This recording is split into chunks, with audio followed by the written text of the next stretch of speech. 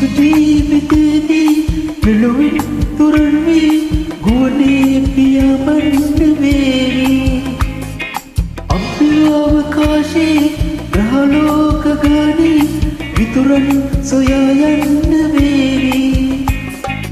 ඒ කාලෙදිත් මා පතන්නේ ඔයාවයි ළඟේ. දෙව්දුවරුන්ගෙන් අහන්නෙත් ඔයාවයි ළඟේ. ඔබ ගාව මම ඉන්නෙමි